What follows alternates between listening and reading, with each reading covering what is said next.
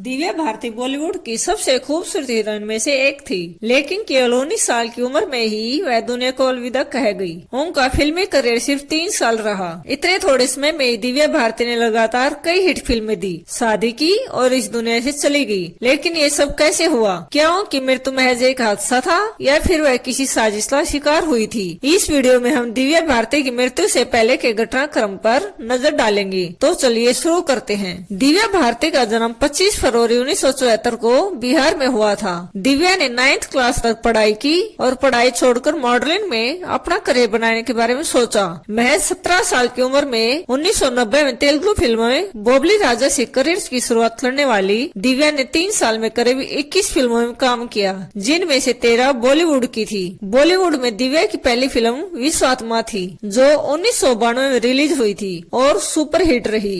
इस फिल्म की कामयाबी के बाद दिव्या भारती के पास बहुत सी बड़े बजट की फिल्मों के ऑफर आने लगे। शाहरुख खान के साथ आई मूवी दीवाना में दिव्या भारती ने जो दमदार अभिनय किया, उसकी हर तरफ सराहना हुई। उसके बाद उन्होंने लगातार हिट फिल्में दी और छोटी सी उम्र में उस मुकाम पर पहुंच गई जहां पहुंचने में बड़ी से बड़ी हीरोइन को काफी समय लगा। दिव्या भारती जल्दी से जल्दी अपनी सभी इच्छाएं पूरी करना चाहती थी। इसी बीच खबर आई कि दिव्या भारती ने निर्माता साजिद नाडियावाला से शादी कर ली है। हालांकि साजिद नाडियावाला नहीं चाहते थे कि किसी को इस बात का पता चले, क्योंकि दूसरे निर्माता इस खबर से दिव्या भारती को फिल्में देना कम कर देंगे। लेकिन दिव्या भारती ने शादी की बात सार्वजनिक कर दी। अब आपको बताते हैं कि 4 और 5 अप्रैल 1993 को क्या क्या हुआ था। बताया जाता है कि 4 अप्रैल को दिव्या भारती चेन्नई में एक फिल्म की शूटिंग करके मुंबई आई थी और उन्हें 5 अप्रैल को शूटिंग के लिए हैदराबाद जाना था। उन्हीं दिनों दिव्या एक नया फ्लैट खरीदने की सोच रही थी। दिव्या के भाई ने फोन किया कि फ्लैट मिल गया है, इसीलिए दिव्या ने 5 अप्रैल की शूटिंग को पोस्टपोन कर दिया और फ्लैट की डील फाइनल कर दी।